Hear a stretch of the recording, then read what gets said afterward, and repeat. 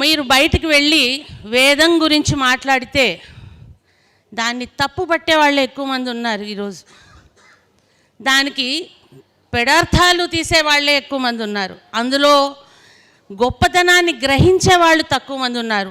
మళ్ళీ అది కూడా చెప్తున్నాను, మన బ్రాహ్మణుల్లోనే ఇలాంటి వాళ్ళు ఉన్నారని కూడా నేను గట్టిగా చెప్తున్నాను.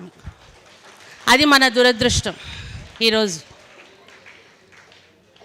సంధ్యావందనం చేసుకొని మెడలో ఆ ఉపవీతం వేసుకుండే రోజులు చిన్నతనంతో పోయి పెద్ద అయిన తర్వాత గోడకి వేలాడదీసే జంధ్యాన్ని అక్కడ వేలాడదీసే ఫ్యామిలీస్ని నేను చూశాను. మా బాబుకి నేను చిన్నప్పుడే సంధ్యావందనం ఒడుగు చేయాలని చెప్పి నేను చాలా తాపత్రయపడి మా పెదనాన్నగారి కృషితోనే వాడికి నేను ఒడుగు చేయడం జరిగింది. కానీ మధ్యలో వాడు ఒడుగు అయిన తర్వాత సంధ్యావందనం చేయడం మానేశాడు.